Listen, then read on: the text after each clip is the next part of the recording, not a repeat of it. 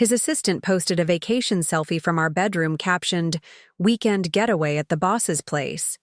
At his law firm's anniversary gala, I projected it on the main screen announcing, "She can keep the memories, I'll take the estate." His senior partner offered me a position after discovering she was embezzling firm money. Now I'm their new office manager, he's disbarred, and I own our waterfront property. Before we jump back in, tell us where you're tuning in from, and if this story touches you, make sure you're subscribed, because tomorrow, I've saved something extra special for you. I never considered myself particularly savvy with social media or technology. In our household, my husband Connor was the digital expert, a trait that served him well as a successful attorney specializing in tech law at Berkman & Wallace, one of the most prestigious firms in Boston. With his perfectly tailored suits and effortless charm, Connor had risen quickly through the ranks, becoming the youngest partner at age 35, a fact he never tired of mentioning at dinner parties. For our 8 years of marriage, I'd focused on creating the perfect backdrop for his success, managing our waterfront home in Beacon Hill, hosting dinner parties for his colleagues, and building my small interior design consultancy that I operated mostly through referrals. Connor handled our online presence with the same meticulous attention he gave to his cases, setting up accounts I rarely checked and posting carefully curated couples photos that presented our life as picture perfect. "You should really learn how these platforms work, Liv," he'd say occasionally, scrolling through his meticulously organized phone while I struggled to find the weather app on mine. "It's important for your business." But whenever I tried, the constant updates and unspoken rules felt overwhelming, with features changing before I could master the old ones. "Maybe you're just not cut out for the digital world," he'd conclude with that affectionate but slightly condescending smile that had begun to grate on me over the years. I'd grown comfortable with our arrangement, or perhaps resigned to it, until the rainy Tuesday afternoon that changed everything. "Olivia, I need your help." Connor called from his home office, interrupting my focus on the design boards I'd been arranging for Mrs. Davenport's lake house renovation. I sighed, carefully placing my color swatches and fabric samples aside before making my way to where he sat, surrounded by stacks of legal briefs and multiple monitors displaying complicated spreadsheets and legal documents. His usually impeccable appearance was slightly disheveled, tie loosened, sleeves rolled up, a thin sheen of sweat on his forehead despite the cool air pumping through the vents. Something about a major case, I assumed, though he rarely shared details, always reminding me that attorney-client privilege was sacred even in marriage. "My phone's acting up at the worst possible moment, and I need to check some urgent client notifications," he explained, frustration evident in his tone as he tapped aggressively at his black screen. "Can you log into my accounts on your phone? The passwords should autofill since we use the same cloud account." I almost laughed at the irony. Me, the technology-averse one, coming to his rescue. "What exactly do you need me to do?" I asked, retrieving my rarely used phone from my purse, brushing off a thin layer of dust that had collected on the screen. "Just download the ConLaw app. It's where the firm sends secure communications, and let me know if there are any notifications. From Phillips or Montgomery, I'm expecting critical case updates for tomorrow's deposition," he said, loosening his tie further and checking his Rolex. "I've got a conference call with the Boston office in 5 minutes that I can't miss." "Fine," I conceded, settling into the leather chair across from him. The tension in his shoulders and the way he kept glancing at his dead phone made me think whatever he was waiting for must be important. "You're a lifesaver," he said, kissing my forehead before turning back to his laptop. The blue icon should be easy to find. The app download was more intuitive than I'd feared, and I easily logged in using Connor's credentials saved in our shared password manager. The dashboard showed several notification icons, red dots that seemed to be multiplying by the second, and I dutifully checked each one, finding nothing from the clients he'd mentioned. "No messages from Phillips or Montgomery," I reported, preparing to set the phone aside. Connor frowned, running his hand through his dark hair. "That's strange. Check the direct messages too, would you? Sometimes they send updates there instead. Through the case channel, the firm's been having some security protocol issues. I navigated to the message section, finding mostly routine exchanges between Connor and his colleagues, discussions about case law, scheduling conflicts, and lunch orders. As I scrolled through the alphabetical list of conversations, a name I didn't recognize caught my eye. Melissa K., with a small red heart emoji beside it. My finger hovered uncertainly before tapping the conversation. I told myself it was innocent, perhaps a thankful client or a colleague with a casual communication. Style. Connor had always been friendly, his natural charisma drawing people to him. The message thread loaded, and my stomach twisted painfully as I registered what I was seeing.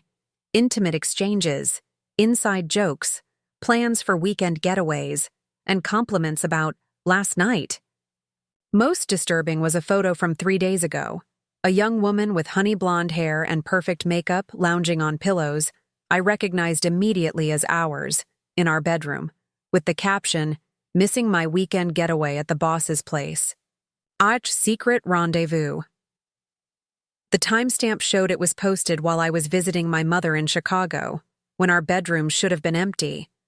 The comments beneath it made my blood run cold. Connor, delete this. Anyone could see it. Melissa. Relax, it's a private account. No one who matters will know.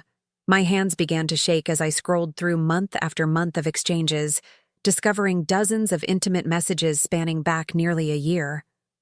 Heart emojis, explicit messages, and thinly veiled references to meetings in our home filled the thread. In our bed. In my sanctuary.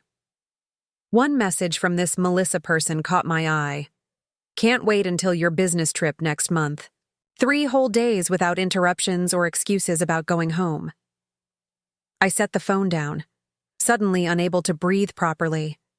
The room seemed to tilt around me as 8 years of trust imploded in an instant. I stared at our wedding photo on Connor's desk, his sincere smile as he slipped the ring onto my finger, and wondered how long that sincerity had lasted. Preparing and narrating this story took us a lot of time, so if you are enjoying it, subscribe to our channel. It means a lot to us. Now back to the story. Hearing Connor's conference call wrapping up, I quickly closed the app and placed the phone on his desk, heart hammering as I composed my features. A lifetime of hosting his work events had taught me how to wear a pleasant mask regardless of my inner turmoil. Did you find anything? Connor asked, ending his call and turning his attention back to me. No, I managed, proud that my voice didn't betray the hurricane of emotions inside me. Nothing from those clients. Strange, he muttered, reaching for the phone and checking it himself with a quick scroll. If he noticed I'd seen the messages with Melissa, he didn't show it. They must be running behind on the briefing. Thanks for checking. No problem, I replied softly, rising from the chair. I should get back to the Davenport project. You're amazing, he said, flashing that smile that had once made my heart flutter but now turned my stomach. See? You're better with technology than you think. Maybe I am, I replied, forcing myself to meet his eyes. Maybe I've been underestimating myself all along. That night, as Connor slept soundly beside me, I stared at the ceiling, unable to find comfort in the bed that had been invaded by a stranger. I couldn't help wondering how many nights she had lain in my place, how many times Connor had betrayed our vows in our own home. The sheets I'd changed just yesterday suddenly felt contaminated. The portrait of us on our honeymoon that hung on the opposite wall now seemed like a cruel joke. My mind replayed years of moments in a new, harsh light. The late nights at the office, the business trips that always seemed to run longer than scheduled, the texts that made him smile in a way I rarely saw anymore. Most painful was the realization that Connor had expertly used my technological reluctance as a shield for his betrayal. My aversion to social media, something he'd always subtly encouraged, had provided the perfect cover for his double life. Slipped out of bed at 2 a.m., unable to bear lying next to him any longer. and made my way to the guest bathroom where I could cry without waking him. The face in the mirror looked foreign, pale, with dark circles forming under puffy eyes. Barely recognized myself. "What are you going to do?" I whispered to my reflection, watching tears slide down my cheeks. The immediate, burning impulse was to wake Connor, to confront him with screenshots of every damning exchange, to demand answers about this Melissa K, and how long he'd been making a fool of me. The rage bubbling beneath my shock demanded satisfaction. To throw his precious phone through a window, to pack his meticulously organized closet into garbage bags, to call his parents and tell them exactly what their golden boy had been doing. But something stopped me. A small, clear voice of reason cutting through the emotional chaos. Confronting him now, with no plan and no protection, would accomplish nothing but momentary satisfaction. Connor was a litigator, trained to think on his feet, to spin narratives, to deflect and redirect. He would have explanations prepared, would make me doubt my own perceptions, might even turn this around to make it my fault somehow. More practically, our finances were entangled in ways I'd never fully understood.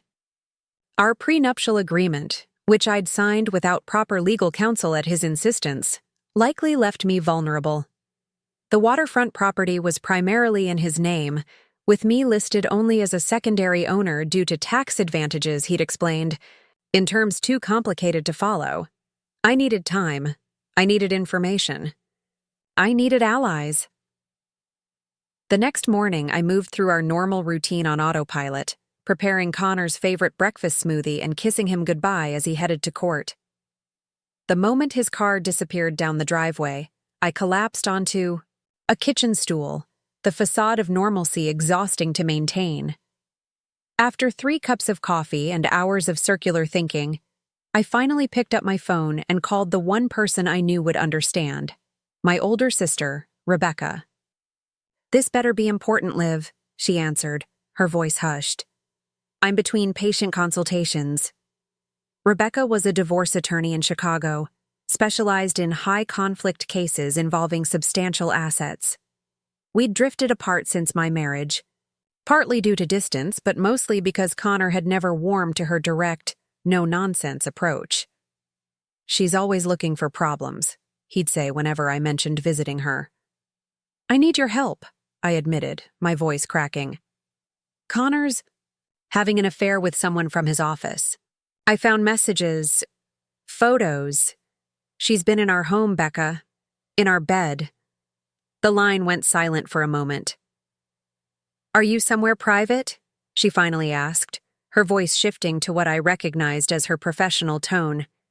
"Yes, he's at court all. Jason, good. First, don't confront him. Not yet." The firmness in her voice anchored me. "Second, I need you to document everything. Can you access those messages again?" "I think so. He doesn't know I've seen them." "Perfect. Take screenshots, lots of them. Email them to a new account he doesn't know about.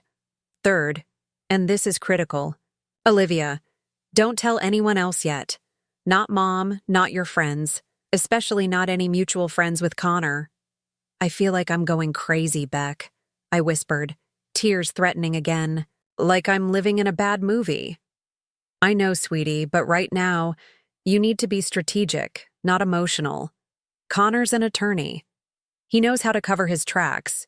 You need to be smarter than him." Her voice softened slightly. "Can you come to Chicago? Tell him it's to visit Mom. We need to talk in person." The thought of facing my always composed sister in my broken state made me hesitate. "I don't know if I can pretend everything's normal for an entire trip." "You can, and you will," she said firmly. "You're stronger than you think, Liv. Always have been. Remember when Dad left? Everyone else fell apart, but you kept going, making sure Mom ate, that I finished my college applications. That strength is still in you."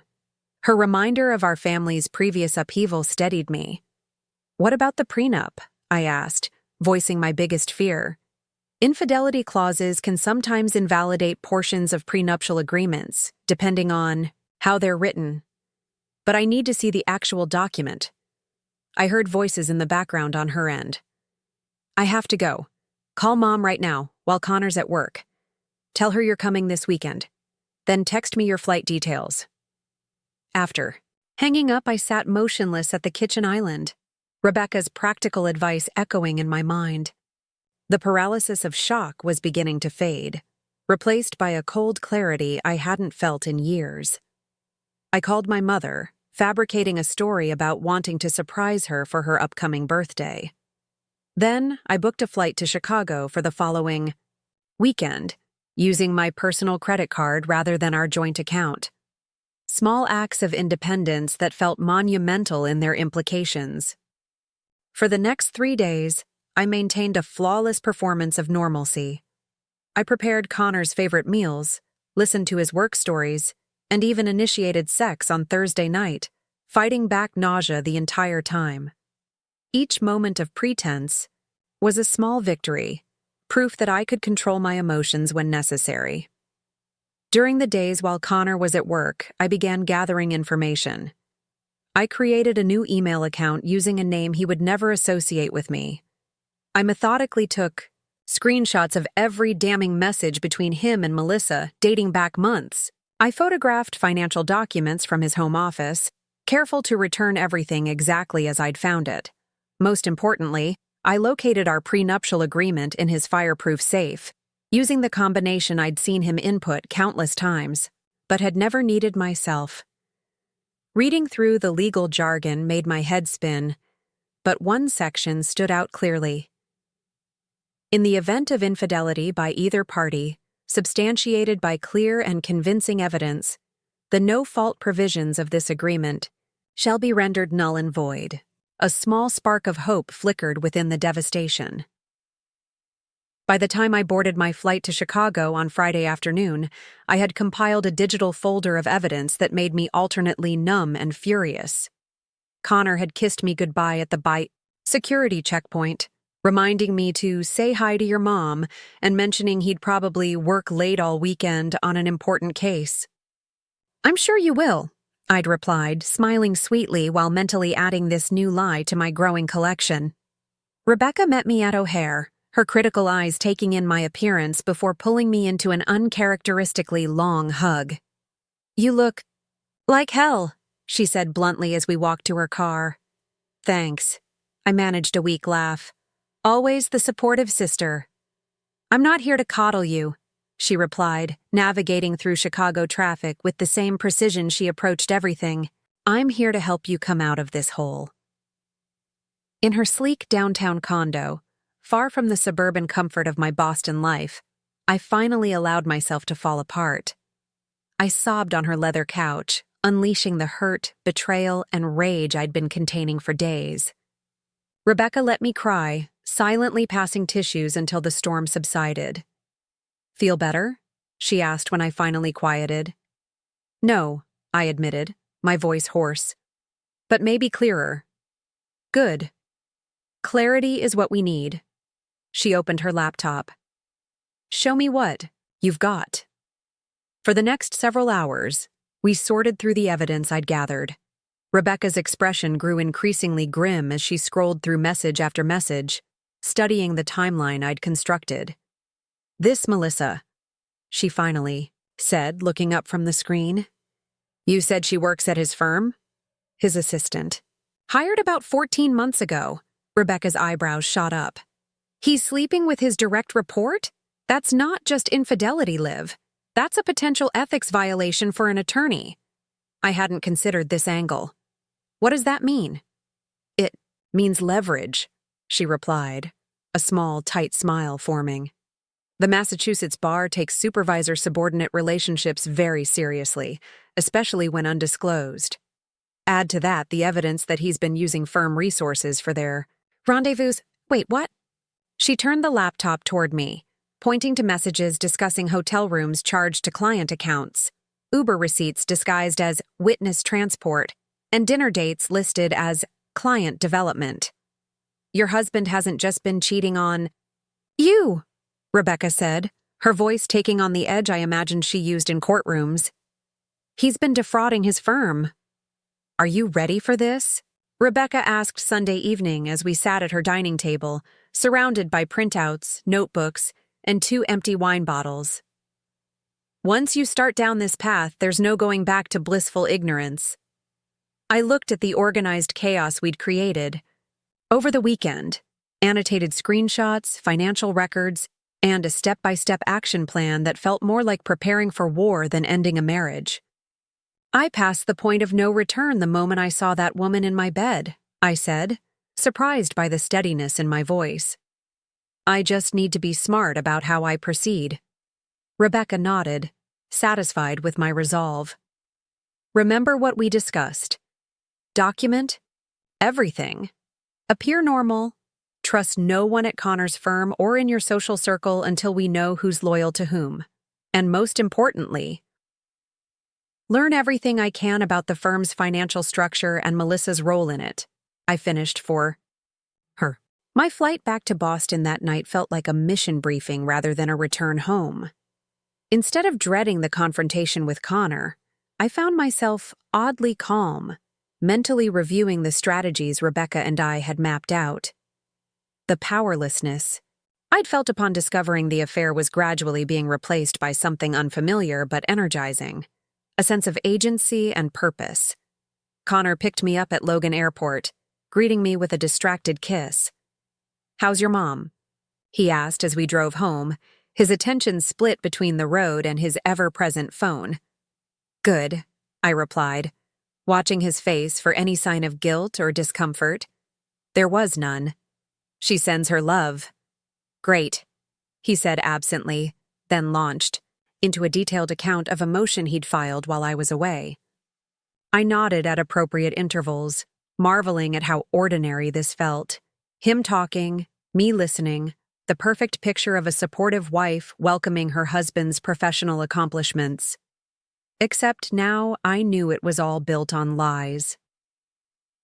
Back home, as Connor showered before bed, I unpacked my suitcase with deliberate normalcy, hiding Rebecca's handwritten notes inside a box of tampons, the one place I knew Connor would never look.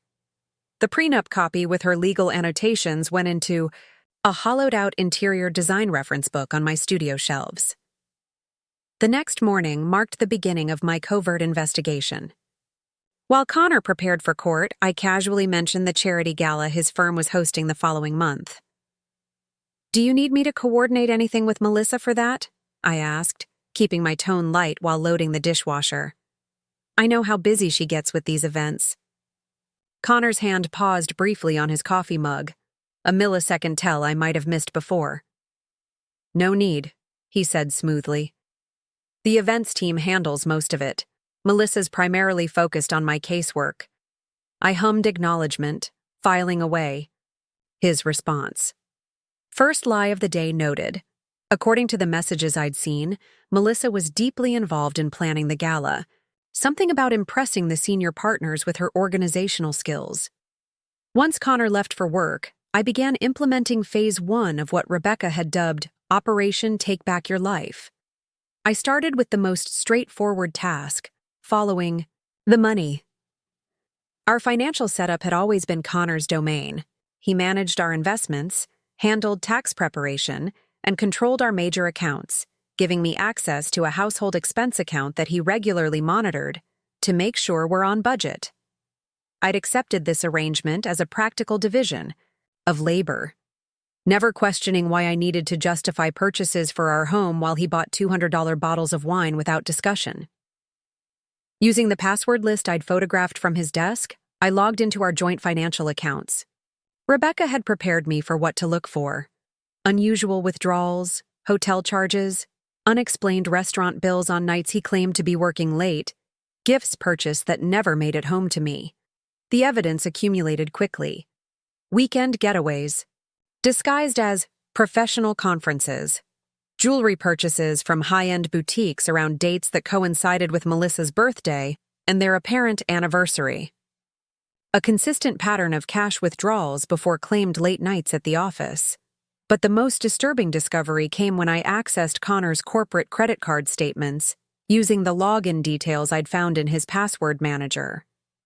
There, clearly documented across multiple months, were expenses that matched the dates and locations of his rendezvous with Melissa, all coded as client meetings, case research, or business development. "He's expensing his affair to the firm," I whispered to myself, capturing screenshots of each instance and uploading them to the secure cloud storage Rebecca had set up for me. That evening, I made Connor's favorite pasta primavera and listened attentively as he described his day in court, all while mentally calculating the total he'd fraudulently charged to Berkman and Wallace over the past year. The figure hovered around $22,000, enough to be a serious ethical violation for an attorney, possibly even grounds for disbarment. The next phase of my investigation required more finesse. I needed to understand how Connor's affair with Melissa fit into the larger context of his professional life, particularly whether anyone at the firm knew or suspected. "I'm thinking of bringing lunch to your office tomorrow," I suggested as we prepared for bed. "It's been ages since I've seen everyone, and I want to check the conference room dimensions for the Stevens project. One of my clients was considering hiring Berkman and Wallace for legal work, providing a perfect excuse to visit." "Tomorrow's not great," Connor replied quickly. "I'll be in depositions most of the day." "What about Thursday then?" I pressed gently. "I really need those measurements, and it would be nice to say hello to Diane." Diane was the office manager who'd always been particularly warm to me at firm events. Connor's jaw tightened slightly, but his voice remained casual. "Thursday should work. Text me before you come up." On Thursday morning, I dressed with strategic care, a conservative navy sheath dress that projected professional confidence while still identifying me as part of the corporate spouse contingent. I arranged a small basket of gourmet cookies, ostensibly as a thank you to the staff for entertaining my measuring tape and questions. The receptionist at Berkman and Wallace greeted me warmly. "Mrs. Sullivan, what a lovely surprise. Connor didn't mention you were coming by today." "Just a quick visit," I replied, offering her first choice of the cookies. "Is Diane around? I wanted to say hello." As I'd hoped, the cookies provided entree to the break room, where several associates and support staff gathered for their mid-morning coffee. I circulated naturally, exchanging pleasantries and collecting snippets of office dynamics. No one seemed uncomfortable with my presence or overly interested in my interaction with Melissa, who nodded politely from across the room but made no effort to approach me. Diane embraced me warmly when I found her organizing supplies in a storage closet. "It's been too long, Olivia. How are you?" "Busy with clients, you know how it goes," I replied, helping her stack paper reams. "How are things here?" "Connor mentions work, but I never get the full office gossip." Diane glanced around before lowering her voice. "Well, between us, there's been some tension with the managing partners. Something about expense account reviews and stricter oversight. Frederick Berkman himself came down last week for an all-hands meeting about ethical billing practices." My pulse quickened. "Really? Connor didn't mention that." "Not surprising," Diane said with a knowing look. "The partners weren't happy, especially since the audit seems focused on the junior partner level. Something about anomalies in client billing." I carefully kept my expression neutral. "Sounds stressful. Any idea what triggered the audit?" Diane shrugged.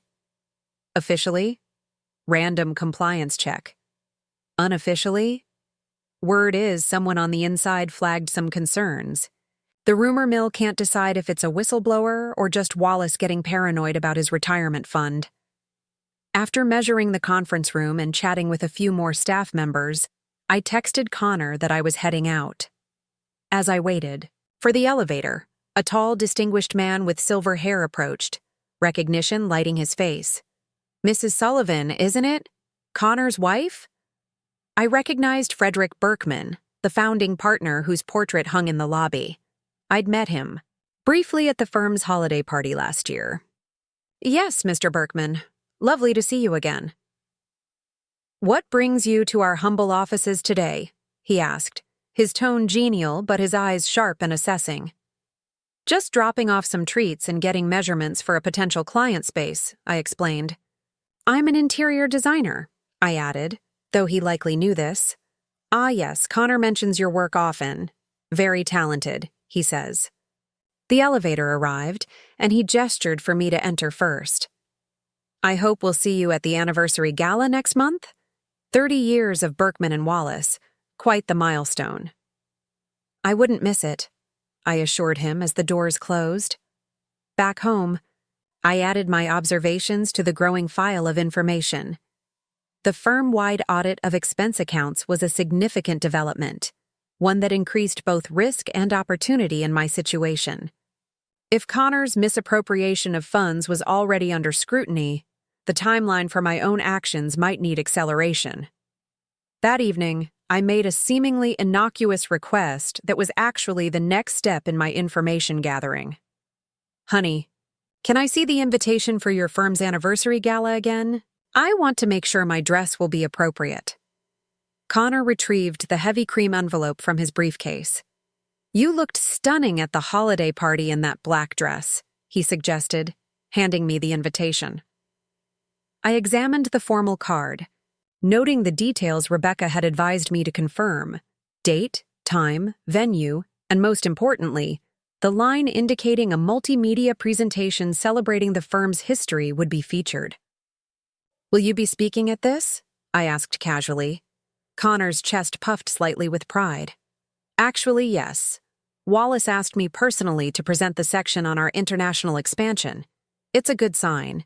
Means they're considering me for the Tokyo office leadership. I widened my eyes with practiced admiration. That would be amazing, Connor. When did this come up? It's been in discussion for a while, he said vaguely. Nothing certain yet, but the signs are promising. The right impression at the gala could seal the deal. Another piece clicked into place. The messages between Connor and Melissa had mentioned an international move several times. Once everything's settled, and after we make the change. I'd assumed they were talking about him leaving me, but perhaps the plan was more elaborate. Prestigious international position with Melissa accompanying him as his assistant. Their relationship continuing with an ocean between them and any potential consequences in Boston. That night, I called Rebecca from my car parked 2 blocks away, relaying the day's discoveries. The firm's already auditing expenses, I concluded, and Connor's positioning himself for an international transfer. This changes the timeline, Rebecca said decisively. If he's planning to leave the country, we need to move faster, and if the firm's already investigating financial improprieties, your evidence could be the tipping point. The gala is in 3 weeks, I said, watching a couple walk their dog past my parked car, their ordinary domesticity suddenly alien to me. Everything points to that being the perfect moment. Maximum witnesses, Connor at his most publicly confident, all the senior partners present. Are you sure you want to go that route? Rebecca asked. Public confrontation has benefits, but it's messy. We could approach Berkman privately. I thought about Connor sleeping soundly in our bed, secure in his deceptions, confident in my continued ignorance. I thought about Melissa's photo in our bedroom, her smug caption, the casual violation of my private space. I'm sure, I said firmly. The gala is perfect. I just need to gather a few more specific pieces of evidence, particularly about the Tokyo position and who else might know about their relationship. Then we prepare for the gala, Rebecca agreed.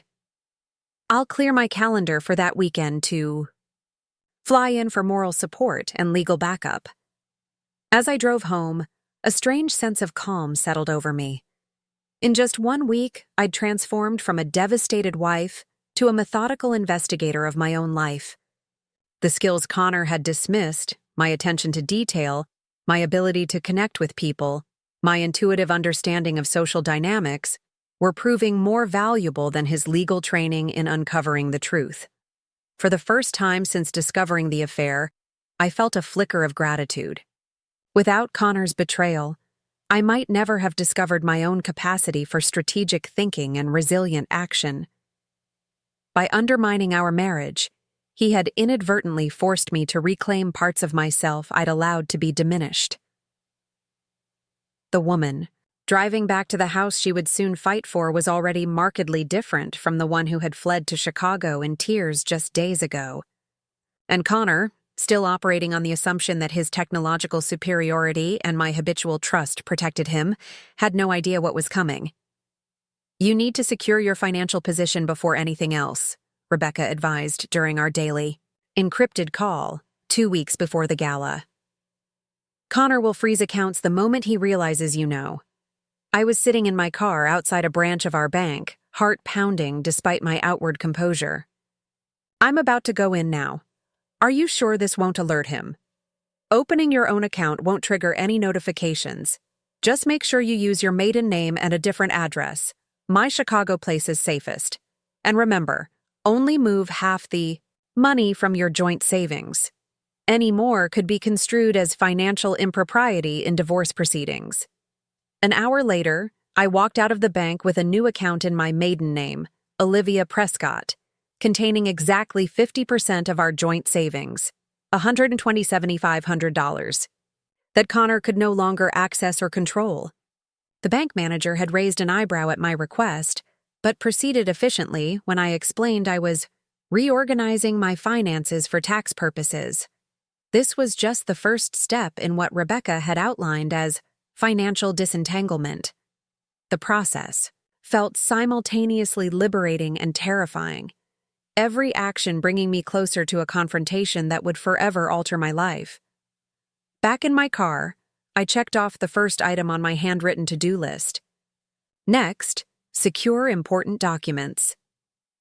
That afternoon, while Connor was in court, I methodically gathered our marriage certificate, my birth certificate, passport, Social Security card, and other essential documents from the safe in his office. I made copies of everything, returning the originals to avoid suspicion, and added the copies to a growing exit package stored at my friend Emma's house. Emma was the only person outside of Rebecca whom I'd cautiously confided in, and even then, only partially. As my oldest friend from college with no connections to Connor's world, she represented a safe harbor. Still, I'd told her only that Connor and I were having serious problems, that I might need to leave quickly, and asked if she could store a box of important items. She'd agreed without pressing for details, offering her guest room if I ever needed it. That night, as I prepared dinner, Connor mentioned the gala again. "Have you decided what you're wearing? The Tokyo contingent will be there, so we need to make the right impression." I chopped bell peppers with precise strokes, considering my response. "I was thinking of that emerald dress from Nordstrom, the one with the asymmetrical neckline." Connor nodded approvingly. "Perfect. Green always photographs well." "Will there be a lot of photos?" I asked, feigning casual interest. "Professional. Photographer, plus a video crew for the presentation segments. Wallace wants comprehensive coverage for the firm's archives and website." He checked his watch. "Speaking of which, I need to work on my presentation tonight. The draft is due to the multimedia team by Friday."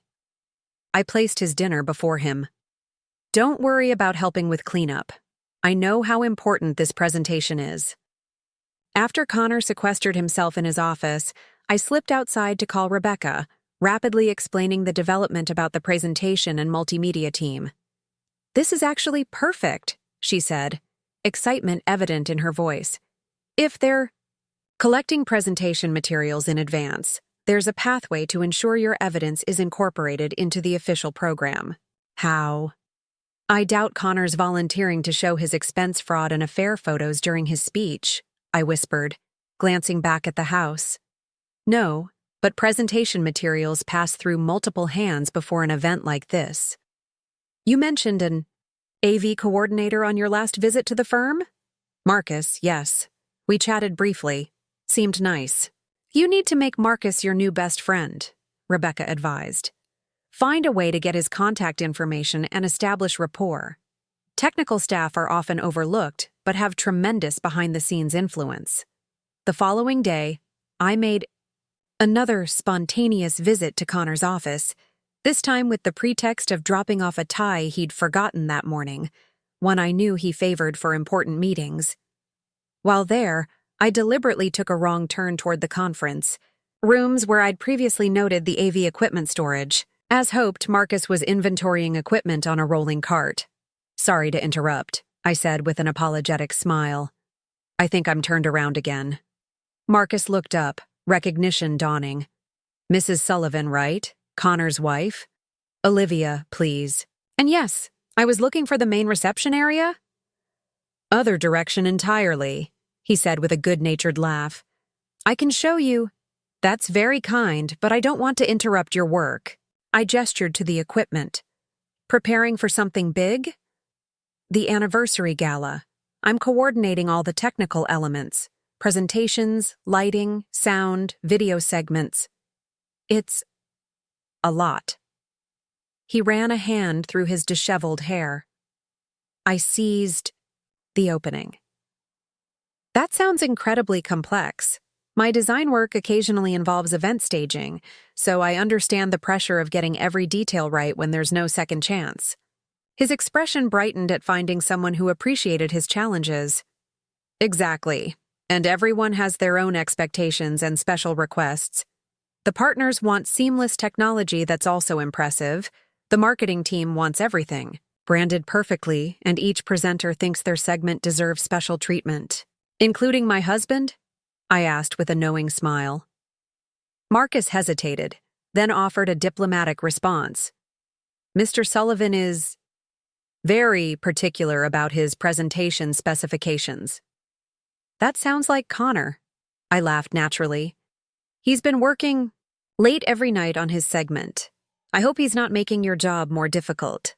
"Nothing I can't handle," Marcus assured me, though his expression suggested otherwise. I glanced at my watch. "I should let you get back to work, but it was lovely chatting with someone who understands the behind-the-scenes effort these events require." As I turned to leave, inspiration struck. "Actually, I design custom leather portfolios as client gifts. I'd love to send you one as a thank you for managing all the technical elements that make these events successful. No one ever thanks the people who actually make everything work." Marcus appeared genuinely touched by the gesture. "That's extremely kind, but not necessary." "I insist," I said, retrieving one of my business cards and handing it to him. "Email. Me your delivery preference. I have several styles ready to go." Back in my car, I texted Rebecca. "Contact made with AV coordinator. Building rapport. We'll follow up." Over the next week, I cultivated my connection with Marcus through a series of carefully calculated interactions. First, I sent him a handsome leather portfolio with his initials embossed on the cover, accompanied by a note about appreciating unsung heroes. Then, when he emailed a gracious thank you, I responded with questions about his career path and technical expertise, showing genuine interest in his work. By the following Wednesday, just 10 days before the gala, Marcus and I had established enough rapport for me to suggest meeting for coffee to discuss some surprise technical elements I'm considering for Connor's presentation. We met at a small cafe 3 blocks from the firm, where I presented myself as a supportive wife planning to enhance her husband's big moment. "Connor's been so focused on this Tokyo opportunity," I explained, stirring my latte.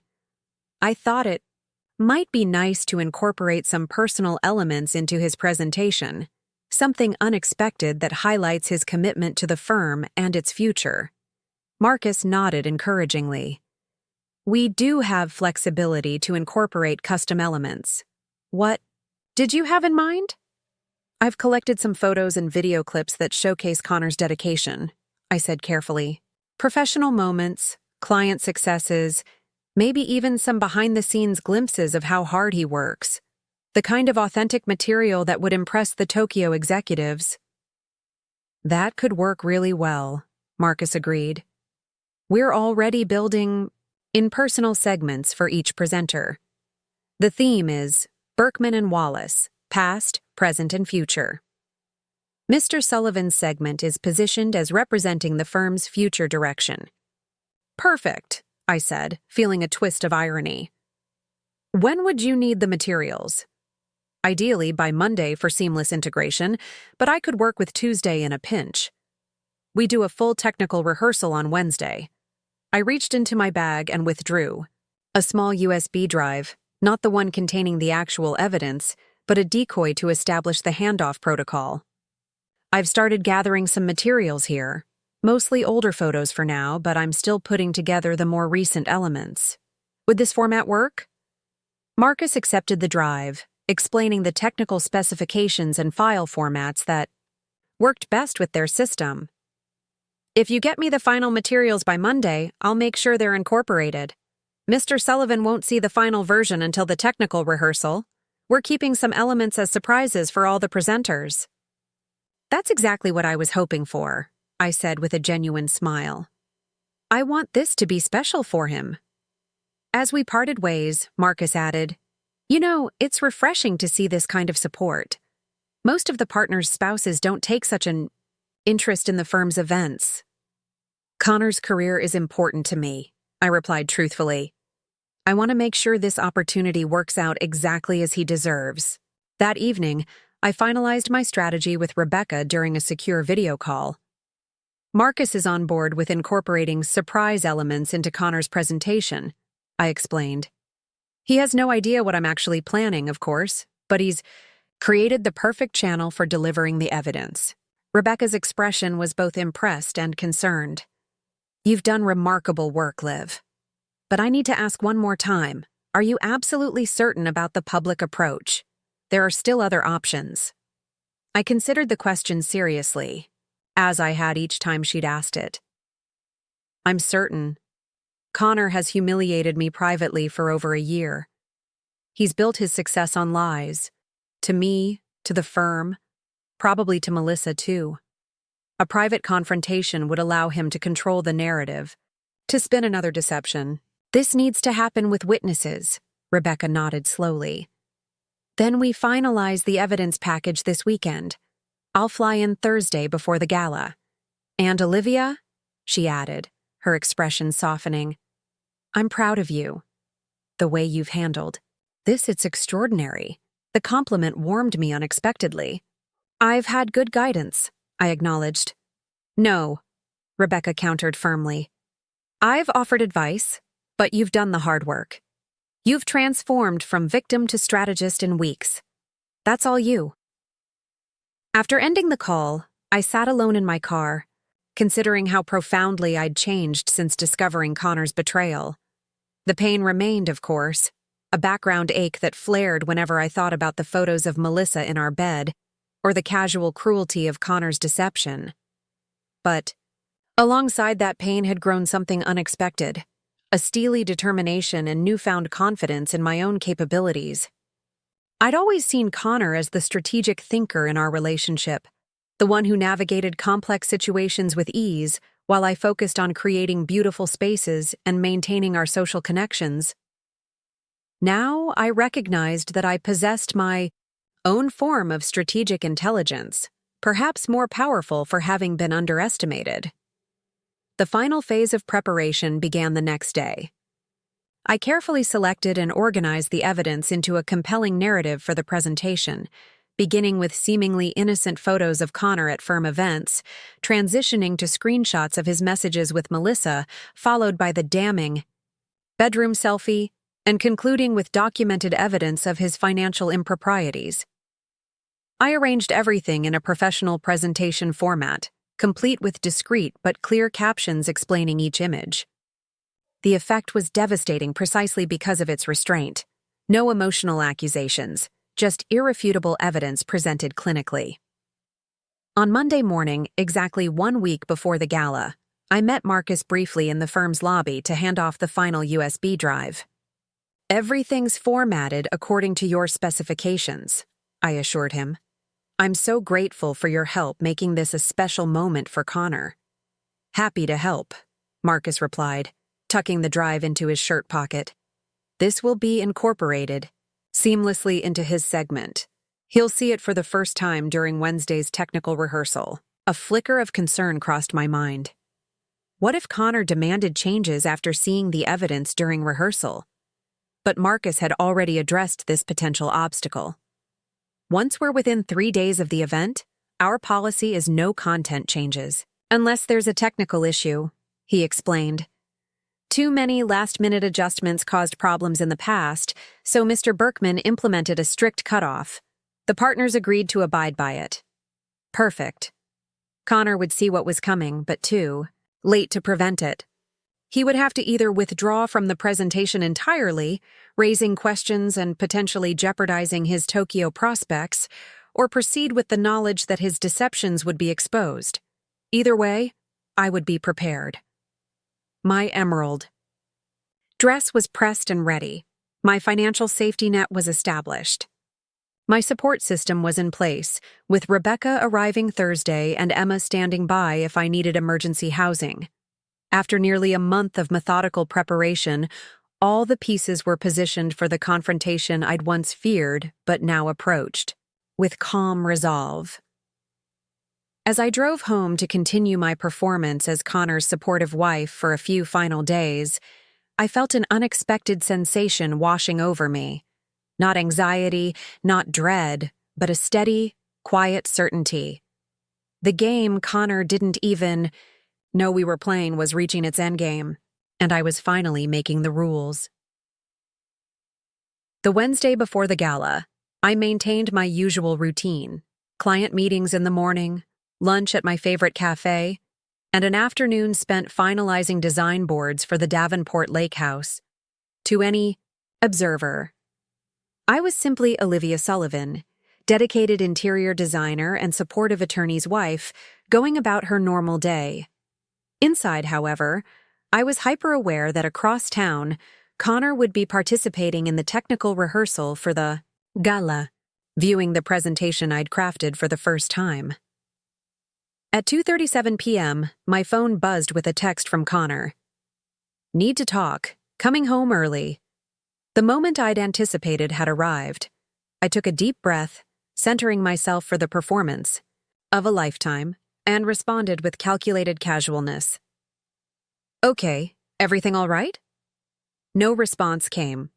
I continued working, though my focus had evaporated. I arranged and rearranged fabric swatches while mentally reviewing the contingency plans Rebecca and I had established for this scenario. When I heard Connor's key in the lock at 3:42 p.m., hours before his normal return time, I was seated calmly at my design table, the picture of productive obliviousness. The Connor who stormed into my studio was a version I'd rarely seen. Tie, askew, face flushed, eyes wild with a combination of rage and panic. He clutched his phone in a white-knuckled grip. "What the hell did you do?" he demanded without preamble. I set down my pencil deliberately, meeting his gaze with practiced confusion. "I'm not sure what you're talking about." "Don't play dumb," he snapped, advancing toward my table. "The presentation, the AV guy showed me what you contributed to my segment." I allowed my expression to shift from confusion to concern. "Connor, you're not making sense. What presentation?" "Stop it!" His voice rose sharply as he thrust his phone toward me. On the screen was a message from Marcus. "Mr. Sullivan, I've removed the content Mrs. Sullivan provided as requested, but as per firm policy. We'll need Mr. Berkman's approval for any presentation changes after the technical rehearsal." I studied the message before looking up at Connor with perfectly executed bewilderment. "I have no idea what this is about." "What content?" For a moment, indecision flickered across Connor's face, a brief window where he seemed to consider whether I might genuinely be confused. Then his expression hardened. "The photos," he hissed. "Melissa, the messages, all of it. How long have you known?" I allowed my mask to drop, revealing neither hysteria nor rage, but calm, collected awareness. "Since you asked me to check your messages 3 weeks ago.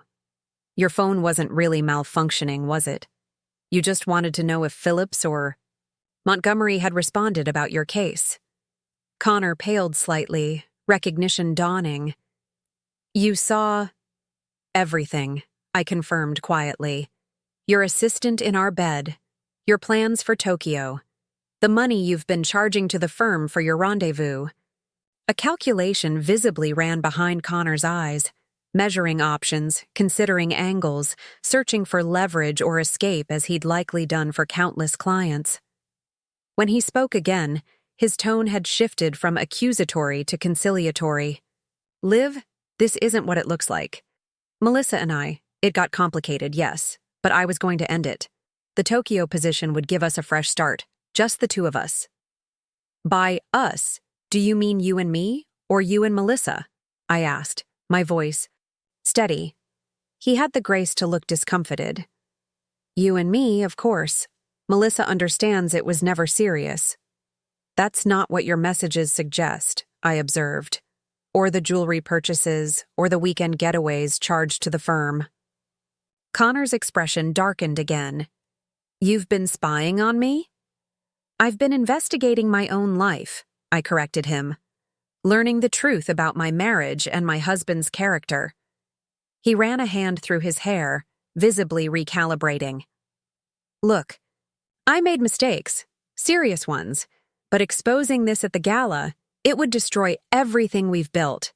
My career, our reputation, our future. Is that what you want? 5 weeks ago, that appeal might have worked.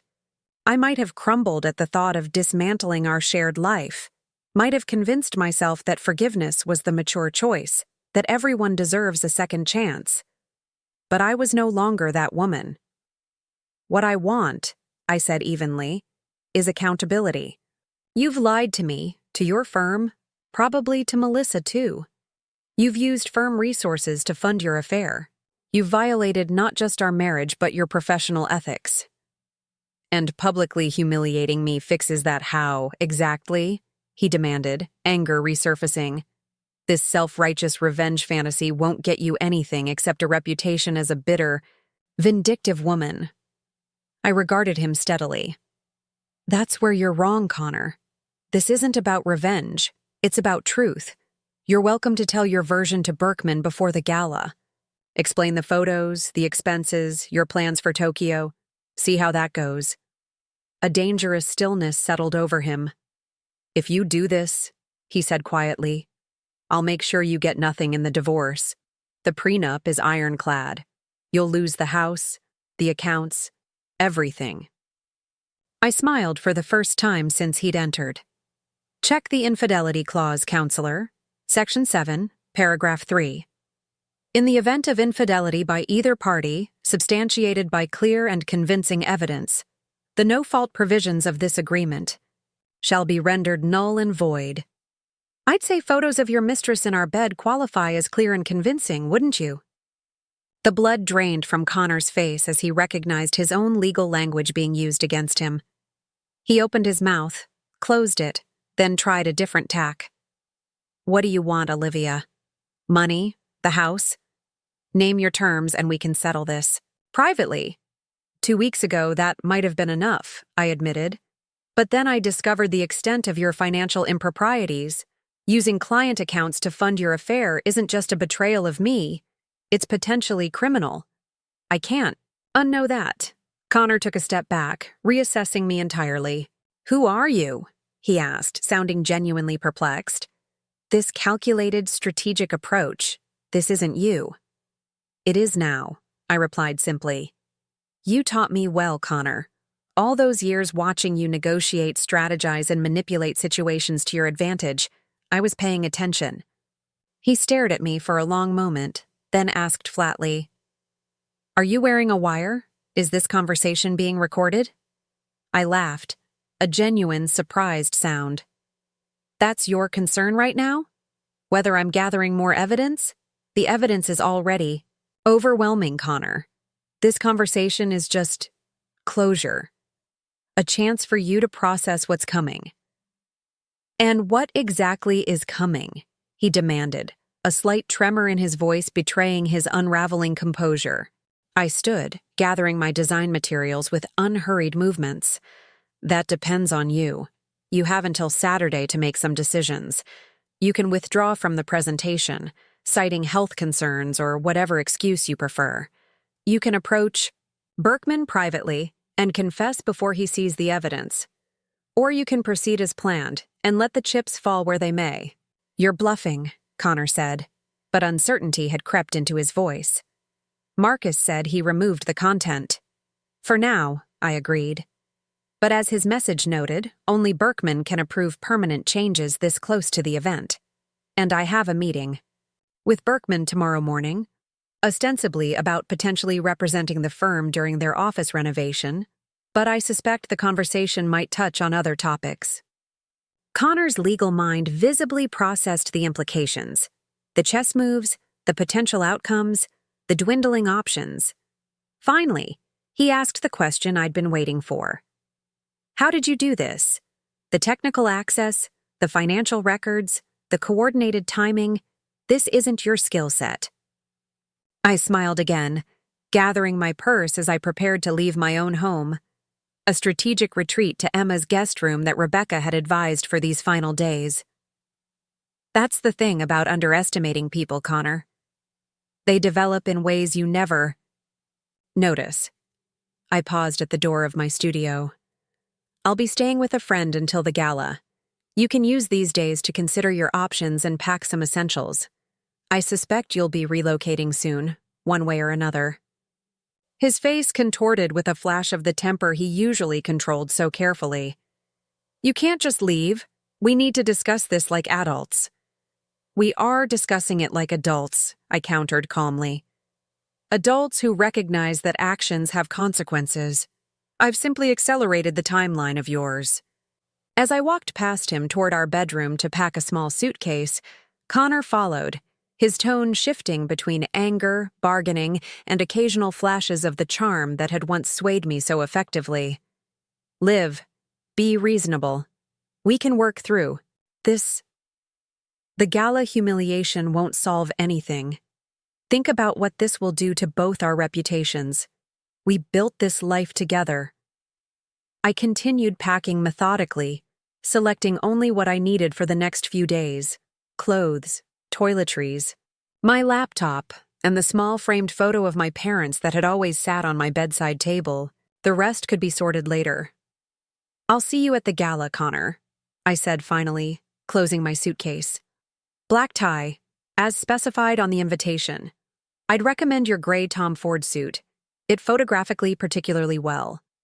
His expression, as I walked out the front door, confused, angry, but predominantly shocked, confirmed what I'd suspected for weeks. Connor had never really seen me. He'd viewed me as an extension of himself, a predictable supporting character in his life story, incapable of independent strategy or action. His misreading of me had been his most significant miscalculation. At Emma's apartment that evening, I briefed Rebecca via video call about the confrontation. He reacted exactly as you predicted, I concluded. First anger, then manipulation, then financial threats, then confusion about who I've become. Rebecca nodded approvingly. And Marcus? His message suggests he's complying with Connor's demand to remove the content. For now, I agreed. But I'm meeting Berkman tomorrow morning. Once I show him some, not all, but some, of what I've discovered, I suspect Marcus will receive contradictory instructions about the presentation content. You're not concerned about Berkman protecting the firm by covering everything up? Rebecca asked, voicing a concern we'd discussed previously. That's why I'm only sharing selected evidence tomorrow, I explained. Enough to establish Connor's ethical breaches, but not enough to implicate the firm in any potential liability. The full revelation still happens at the gala, when too many people are present for damage control. Rebecca studied me through the screen. You've thought of everything, Liv. It's impressive, but I have to ask, how are you really doing? Emotionally, I mean. The question caught me off guard. I'd been so focused on strategy and execution that I'd compartmentalized my feelings about Connor's betrayal. Now, in the quiet of Emma's guest room, with the adrenaline of confrontation fading, I felt the emotions rise to the surface. I'm angry, I admitted. Not just about the affair, but about the years of subtle undermining. The way he discouraged, My interest in technology. How he positioned himself as the strategic thinker while treating me like I was just decorative. That anger is valid, Rebecca affirmed. Use it as fuel, but don't let it drive you into mistakes. I nodded, recognizing the wisdom in her caution. There's something else, though. Underneath the anger, I feel liberated. Like I've discovered capabilities I never knew I had. Because you have, Rebecca said simply. Crisis reveals character. Live. Not just Connor's, but yours too. After ending the call, I stood at Emma's guest room window, looking out at the Boston skyline. Somewhere out there, Connor was likely making desperate calls to damage control contacts, perhaps consulting with associates about his legal options, or maybe trying to reach Melissa to align their stories. His frantic scrambling contrasted sharply with my calm certainty. The confrontation that had once seemed so terrifying now felt inevitable, almost anticlimactic compared to the strategic groundwork I'd laid. The next morning, I dressed with particular care for my meeting with Frederick Berkman, a conservative navy suit that projected professionalism and credibility, minimal jewelry, and subtle makeup. The goal was to present myself not as a vengeful wife, but as a concerned citizen bringing serious ethical breaches to the attention of the appropriate authority. Berkman's executive assistant showed me into his corner office promptly at 9 a.m. The founding partner rose from behind his imposing desk, greeting me with professional courtesy. Mrs. Sullivan, a pleasure to see you again. I understand you're interested in discussing our renovation plans. That was my original purpose in scheduling this meeting, I acknowledged, settling into the visitor's chair he indicated. But something more urgent has come to my attention that I feel obligated to share with you first. Berkman's expression shifted subtly, a tightening around the eyes that suggested he was no stranger to uncomfortable conversations. I see. And what might that be? I reached into my portfolio, withdrawing a slim folder containing carefully selected evidence, enough to establish the pattern of financial impropriety without revealing the full extent of my knowledge or the personal aspects of Connor's betrayal. I believe these documents may be relevant to the expense account audit currently underway at the firm, I said, placing the folder on his desk. I discovered them while organizing our household finances and felt ethically obligated to bring them directly to you.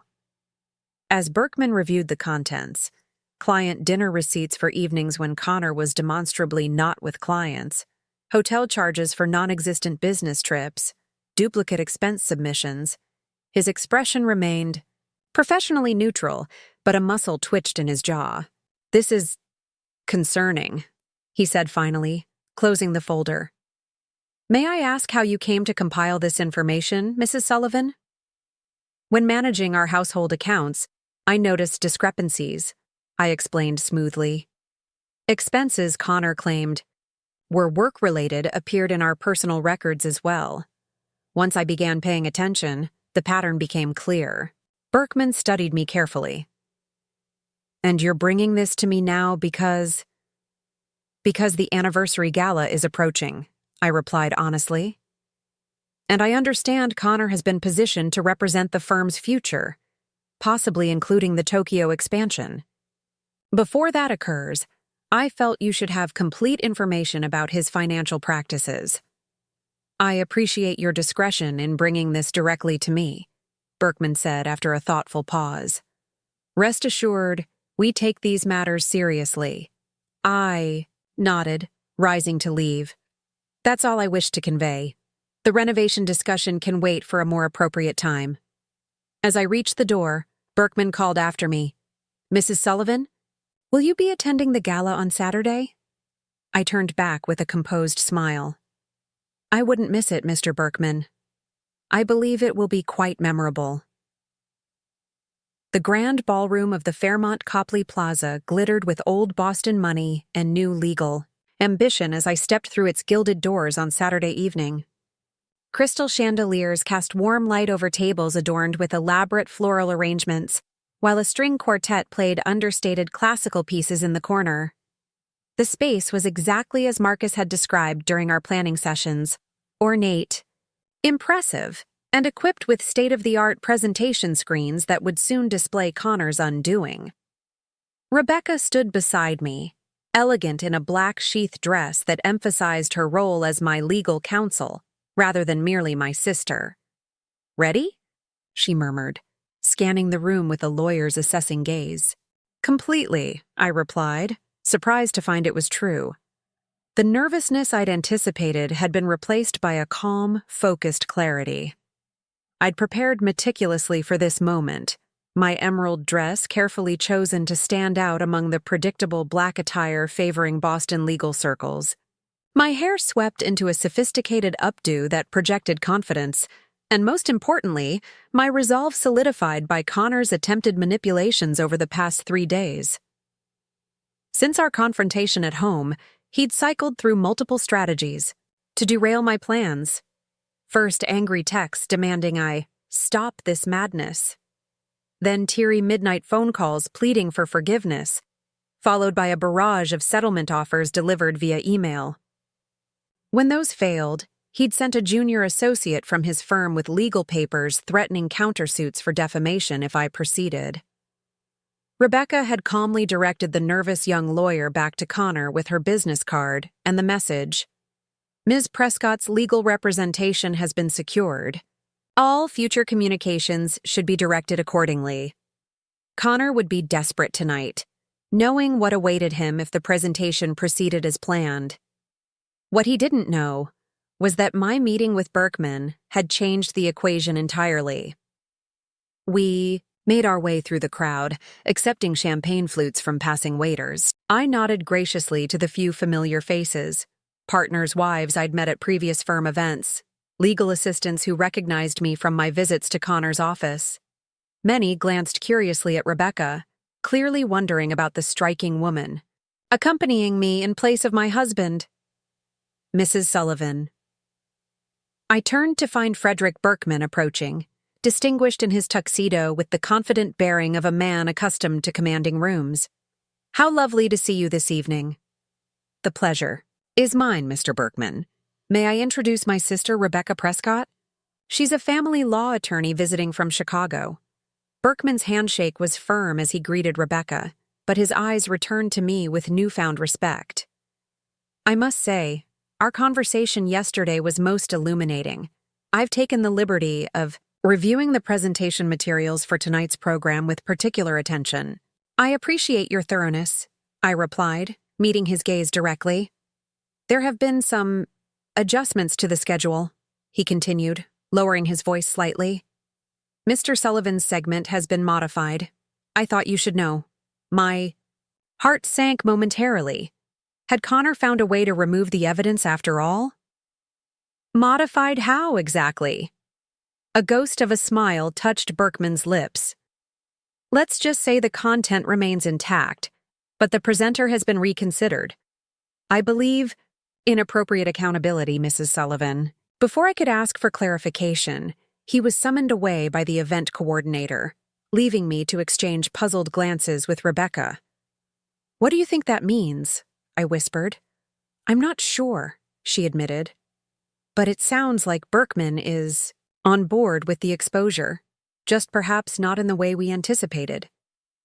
As we contemplated this development, I caught sight of Connor entering the ballroom. He looked immaculate as always in his tailored tuxedo, but the strain of the past 3 days showed in the tightness around his eyes and the rigid set of his shoulders.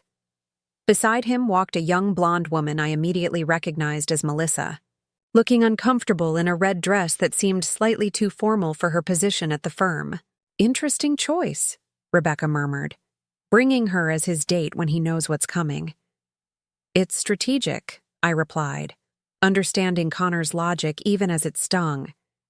He's trying to normalize their relationship before the revelation to make it seem like an open secret rather than a deception. Connor scanned the room, his gaze eventually finding mine across the crowded space.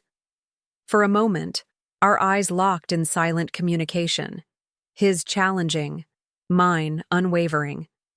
Then he deliberately placed his hand on the small of Melissa's back, guiding her deeper into the crowd in a clear message of defiance.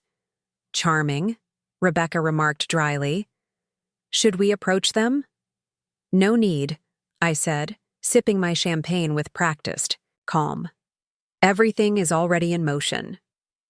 The next hour passed in a blur of social niceties and strategic positioning. Rebecca and I circulated through the room, ensuring we spoke with key partners and their spouses, presenting an image of comfortable belonging rather than vengeful plotting. I noted with interest that Marcus, the AV coordinator, gave me a subtle nod from his position near the presentation equipment, confirming that our plan remained operational. At precisely 8 o'clock, the lights dimmed slightly, and Frederick Berkman took the stage, tapping a microphone to gather the attention of the assembled guests. Distinguished colleagues, valued clients, and honored friends, he began, his voice carrying effortlessly through the ballroom.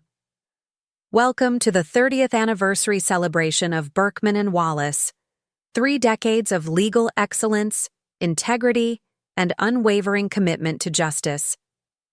Polite applause rippled through the crowd as Berkman continued with the expected platitudes about the firm's history and accomplishments. I barely registered his words, my attention fixed on Connor, who stood rigidly near the bar, his expression growing increasingly tense as the moment of his presentation approached. As we celebrate our past, we must also look toward our future, Berkman continued, his tone shifting subtly. Berkman and Wallace has always prided itself on maintaining the highest ethical standards in the legal profession.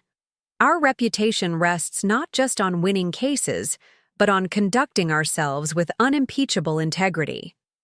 A murmur ran through the crowd at this emphasis on ethics, unusual for what was typically a self-congratulatory occasion.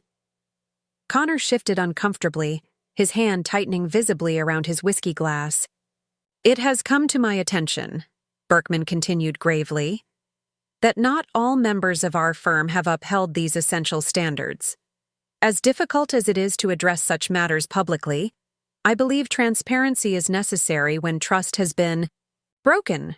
The room fell completely silent, the sudden tension palpable as guests exchanged confused glances. This was decidedly off-script for a celebration. Rather than speaking further on this matter myself, I believe the evidence should speak directly. Berkman gestured to Marcus, who pressed a button on his tablet. The massive screen behind Berkman illuminated with the first image I'd selected, an innocent-seeming photo of Connor at a firm retreat last year, smiling broadly with his arm around Melissa. The caption read simply, Mentor and Assistant, May 2023. Connor took an involuntary step forward, his face paling as he realized what was happening, not during his presentation segment as expected, but now, under Berkman's direct supervision. Thigh. Images advanced methodically, telling the story without sensationalism. Screenshots of expense reports showing client billing for hotels on dates that matched Connor and Melissa's intimate messages. The photo of Melissa in our bedroom with her damning caption about her weekend getaway at the boss's place. Bank statements showing jewelry purchases coded as client appreciation gifts. Messages between Connor and Melissa discussing their plans for Tokyo, with specific mentions of once everything's handled with Olivia. With each new slide, the murmurs in the room grew louder. I stood perfectly still, my expression composed despite the hurricane of emotions beneath. This public revelation had been my goal for weeks, yet experiencing it was entirely different from imagining it.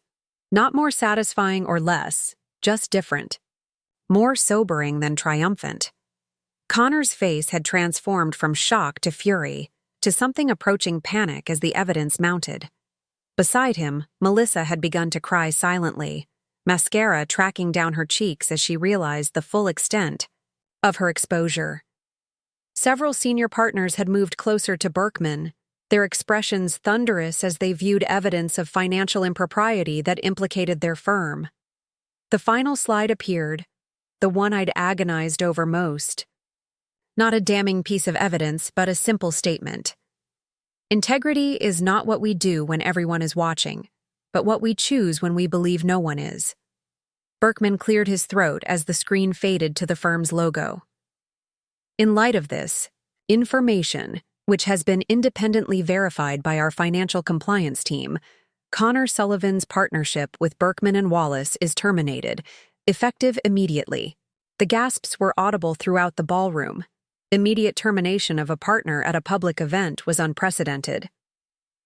Furthermore, Berkman continued, all client matters previously assigned to Mr. Sullivan will be redistributed among the partnership. A full financial audit will be conducted to ensure no client accounts were compromised beyond what we've already identified. Connor finally found his voice, stepping forward with the confident swagger that had served him so well in courtrooms. This is outrageous. A personal vendetta by my wife taken completely out of context. These financial matters have simple explanations, which you'll have the opportunity to provide to the Bar Association's Ethics Committee, Berkman cut in smoothly. They've already been notified and provided with copies of all relevant documentation. Connor's gaze swung wildly to me, naked hatred replacing the manipulative charm he'd tried to deploy over the past 3 days. You did this, he hissed, loud enough for those nearby to hear. You orchestrated this entire humiliation. I met his eyes steadily. No, Connor. You did this. I merely brought it to light. Security will escort you from the premises, Mr. Sullivan, Berkman continued, gesturing to 2 suited men who had materialized near the ballroom entrance. Your personal effects will be sent to your attorney's office once they've been reviewed for any additional firm property. As the security personnel approached, Connor's face contorted with rage. For a moment, I thought he might resist physically, creating an even greater spectacle. Instead, he straightened his tuxedo jacket with shaking hands, attempting to salvage some dignity. This isn't over, he said, his voice low and threatening as he passed by me on his way to the exit. You've made the biggest mistake of your life. Actually, I replied quietly, I think I just corrected it. The crowd parted silently as Connor was escorted out, Melissa following behind with her head bowed, clearly uncertain of her own status, but unwilling to remain alone at the gala. The moment the ballroom doors closed behind them, the room erupted in shocked conversations, partners huddling with associates, clients whispering urgently to their lawyers, spouses exchanging scandalized glances. Berkman returned to the microphone, raising his hands for quiet. While this revelation is deeply disturbing, it also demonstrates our firm's commitment to accountability regardless of position or influence. I ask for your understanding as we address this matter thoroughly and transparently. Now, let us continue with our celebration of the firm's legitimate accomplishments over these 30 years. The string quartet began playing again, but the damage control was evident as partners circulated quickly through the crowd, reassuring clients and managing the narrative. I remained where I stood, accepting the occasional wide-eyed stare or whispered comment with composed dignity. Rebecca squeezed my arm gently. You okay? Yes, I said, realizing with some surprise that it was true. The confrontation that had consumed my planning for weeks had unfolded differently than I'd anticipated, yet the outcome was ultimately the same. Connor exposed, his deceptions revealed, his carefully constructed facade shattered. Mrs. Sullivan. I turned to find Berkman approaching again, his expression inscrutable. I hope you understand the necessity of handling the matter as I did. While your evidence was compelling, the firm needed to demonstrate that the initiative for accountability came from leadership, not from external sources. I understand completely, I assured him. The method was different, but the truth was told. That's what mattered to me. He studied me thoughtfully. You've demonstrated remarkable composure throughout this situation. Not many would have responded with such strategic restraint. High praise coming from you, I observed. Indeed. He glanced at Rebecca, then back to me. When you're ready to discuss something beyond tonight's events, my office remains open to you. I believe we have matters of mutual interest to explore. As he moved away to continue damage control with important clients, Rebecca raised an eyebrow. "Did Frederick Berkman just offer you a job?" "I think he might have," I replied, the realization dawning slowly. "Impressive," Rebecca murmured. "From betrayed wife to potential Berkman and Wallace employee in one evening. That wasn't part of the plan." "No," I agreed, accepting a fresh champagne. "Flute from a passing waiter. But then again, the best strategies allow for unexpected opportunities." We remained at the gala for precisely 45 more minutes, long enough to demonstrate that I wasn't fleeing in embarrassment, but not so long that my continued presence became uncomfortable for the firm's damage control efforts. Throughout that time, I maintained perfect composure, accepting both sympathetic glances and curious stares with the same gracious dignity. As our car pulled away from the Fairmont, the tension I'd been holding finally released. I leaned back against the leather seat, exhaling a long breath that seemed to carry the weight of the past month. "It's really over," I said quietly, more to myself than to Rebecca. "The confrontation is," she agreed, scrolling through messages, on her phone. "But the aftermath is just beginning. Connor's attorney has already reached out. They're requesting a meeting Monday to discuss settlement terms." I laughed, a genuine surprised sound. "They think they still have leverage to negotiate?" "It's a legal reflex," Rebecca explained with a professional shrug. "But given tonight's events and the documentation we possess, I anticipate a very favorable resolution. The house is essentially yours. The financial settlement will likely exceed what the prenup would have provided even with the infidelity clause activated. And Connor's professional prospects are significantly diminished." The car turned onto the quiet street where Emma's apartment building stood. Tomorrow I would return to the house, my house now, and begin the process of reclaiming spaces that had been tainted by betrayal. But tonight, I needed the peaceful sanctuary of Emma's guest room to process all that had transpired. "You should be proud of yourself, Liv," Rebecca said as we exited the elevator on Emma's floor. "Not many people could have handled this with such grace and strategic thinking." I considered her words as I unlocked Emma's door. The woman who had discovered her husband's betrayal just 1 month ago would never have believed herself capable of orchestrating tonight's events. That woman had defined herself primarily as Connor's wife, measuring her value through his assessment. The woman who had exposed Connor's deceptions tonight was someone else entirely.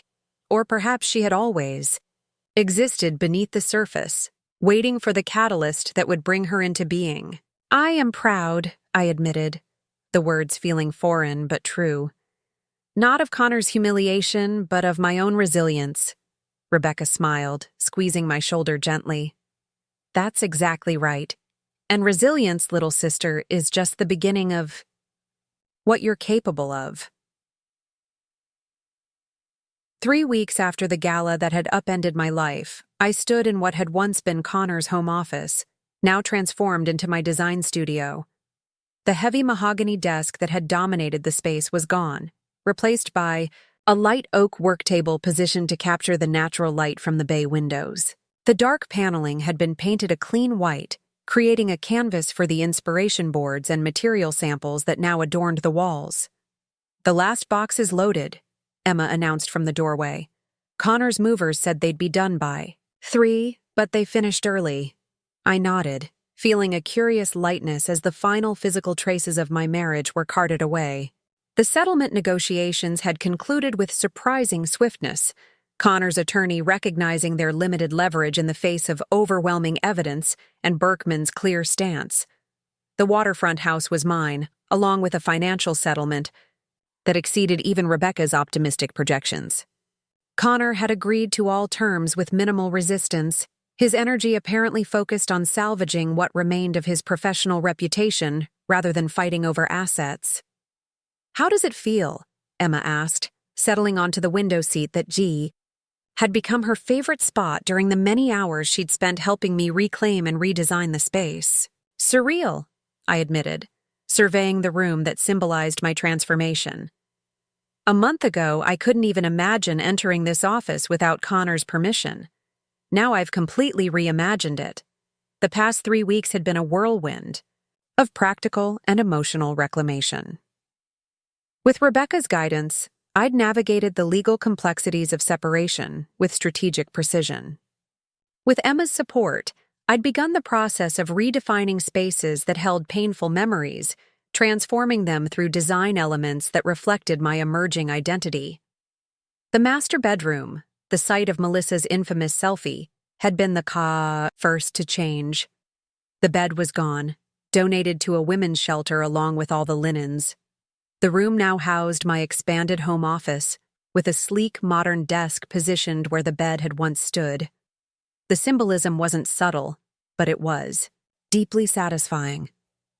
My phone chimed with a calendar alert, a reminder of my afternoon appointment with Frederick Berkman. After several preliminary discussions, today was the formal meeting to discuss the proposition he'd hinted at during the gala. "Nervous about the meeting?" Emma asked, noting my glance at the phone. "Curious more than nervous," I replied honestly. I still can't quite believe Berkman wants my input on anything, let alone a complete restructuring of their internal financial systems. Emma smiled, a knowing look in her eyes. "I can believe it. You strategically dismantled an elaborate deception that their entire compliance system missed. Of course they want your perspective." I checked my appearance in the entryway mirror before leaving, a navy-tailored pantsuit that projected the quiet confidence I was still learning to embrace, minimal jewelry, and a portfolio containing the preliminary analysis Berkman had requested. The woman reflected back at me bore little resemblance to the one who had discovered her husband's betrayal just 7 weeks earlier. The receptionist at Berkman and Wallace greeted me with newfound respect as I entered the firm's offices, a marked contrast from my previous visits as Connor's wife. "Mr. Berkman is expecting you, Ms. Prescott," she said, using my maiden name, without prompting. "Shall I show you to the conference room?" The choice to reclaim my maiden name had been among the first decisions I'd made after the gala, a symbolic severance that felt right despite the paperwork complications it created. Olivia Prescott reflected who I was becoming more accurately than Olivia Sullivan ever had. In the large conference room, I found not just Frederick Berkman, but a panel of 4 others: the firm's chief financial officer, the head of compliance, the HR director, and a silver-haired woman I recognized as Julia Wallace, the rarely seen second-named partner. "Ms. Prescott, thank you for joining us," Berkman said, rising to greet me. "I believe you know most of the team, but allow me to introduce Julia Wallace, who's taken a special interest in our discussions." I shook hands with each person, noting the assessing looks from those I hadn't previously met. The scrutiny might have intimidated me weeks ago, but now I recognized it for what it was: professional curiosity about an unexpected player in their world. "Thank you for preparing the preliminary analysis," Berkman continued as I took my seat. "Your observations about our compliance vulnerabilities were remarkably incisive for someone viewing our systems from the outside. Sometimes external perspective reveals what familiarity obscures," I replied, opening my portfolio to the detailed report I'd prepared. For the next hour, we engaged in a thorough discussion of the firm's financial oversight systems. I outlined the specific weaknesses Connor had exploited, proposed structural changes to prevent similar abuses, and suggested technological solutions to automate compliance checks that currently relied on human diligence. "Your background in interior design seems an unusual preparation for financial compliance consulting," Julia Wallace observed during a brief pause. Her tone carried curiosity rather than criticism. "My design work focuses on creating systems that appear seamless while addressing complex functional requirements," I explained. "Whether it's spatial flow in a luxury home or information flow in a corporate structure, the principles of identifying vulnerabilities and creating elegant solutions remain consistent." Wallace exchanged a meaningful glance with Berkman before nodding. "An interesting perspective. And your experience with our recent situation provided a unique practical education in identifying systemic failures. You could say that, I acknowledged with a small smile. As the meeting concluded, Berkman accompanied me to the elevator lobby, hanging back slightly from the others. When we were relatively alone, he spoke in a lower voice. I hope you'll consider our offer seriously, Ms. Prescott. The consulting arrangement would give you flexibility to maintain your design business while providing us with expertise we clearly need. It's a generous proposal, I replied thoughtfully. Though I imagine there might be some awkwardness given my history with the firm. Berkman's expression remained professional, but his eyes conveyed understanding. Connor Sullivan no longer has any association with Berkman and Wallace. His clients have been reassigned, his partnership dissolved, and his access to our systems completely terminated. The Massachusetts Bar Association's ethics investigation continues, but that's no longer our immediate concern. He paused, choosing his next words carefully. As for any lingering discomfort among staff, I believe your handling of an extraordinarily difficult situation has earned universal respect. You demonstrated discretion, strategic thinking, and ethical clarity under circumstances where many would have opted for unconstrained vengeance. The elevator arrived with a soft chime. As I stepped inside, Berkman added, "Take the weekend to consider our offer. Julia was particularly impressed with your analysis, and her approval isn't easily earned." As the doors closed, I found myself smiling at the irony. Connor's carefully calculated affair, designed to advance his position at the firm, had instead created an unexpected professional opportunity for me. That evening, Rebecca called from Chicago for our now regular weekend check-in. After updating her on the Berkman and Wallace meeting, I asked about the one topic we'd carefully avoided during the whirlwind of legal proceedings. "Have you heard anything about what Connor's doing now?" Rebecca hesitated briefly. "Are you sure you want to know? There's value in clean breaks." "I'm curious, not nostalgic," I assured her. "Knowledge has been my power through this entire situation. I'd rather know than wonder." "Fair enough," she conceded. "He's taken a position with a small firm in Providence. Significant step down from Berkman and Wallace, but he needed somewhere to land. The ethics investigation is proceeding, though my sources suggest he'll likely face censure rather than disbarment. And Melissa?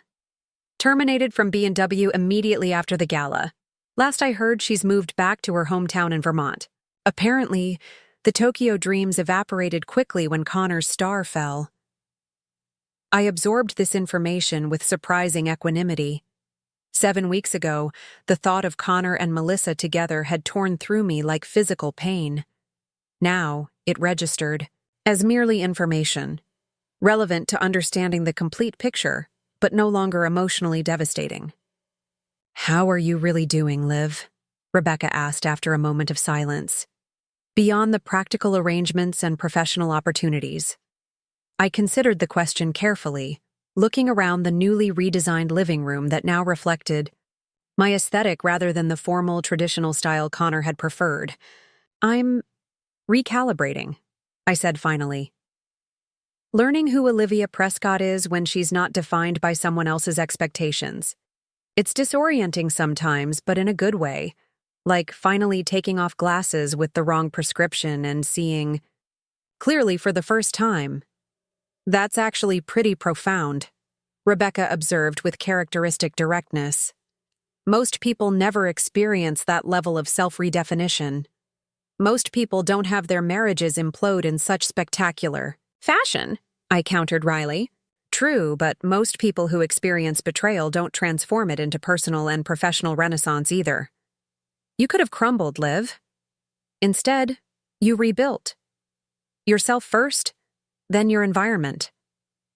After ending the call, I wandered through the house that was now truly mine, noting the changes I'd already implemented and mentally cataloging the transformations still to come. The process of reclamation had become a design project more meaningful than any I'd undertaken for clients, redesigning not just physical spaces, but the life those spaces contained.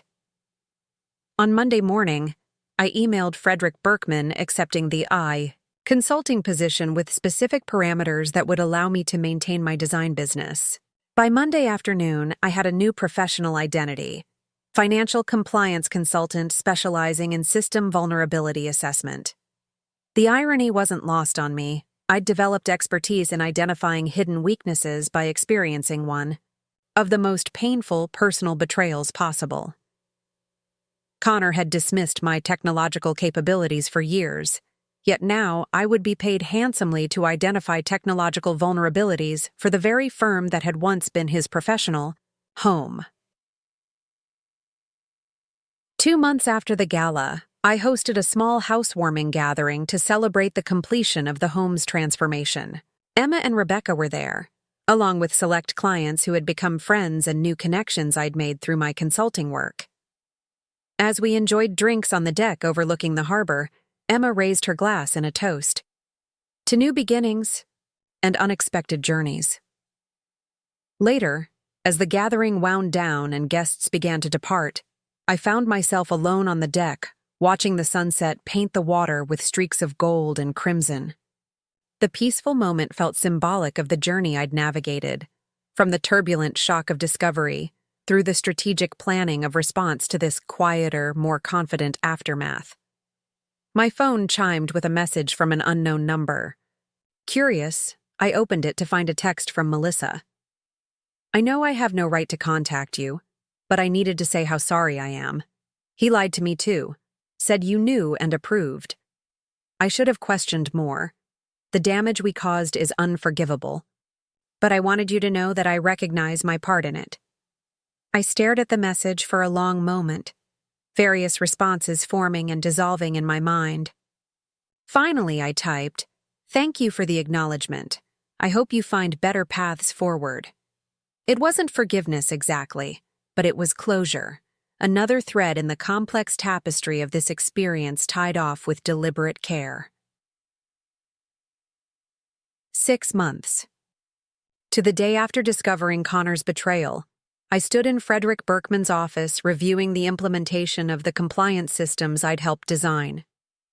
The firm had embraced my recommendations with surprising enthusiasm, and early results showed significant improvements in financial oversight transparency.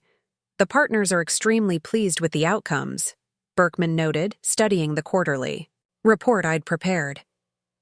"Julia has specifically asked me to convey her appreciation for your continued insights."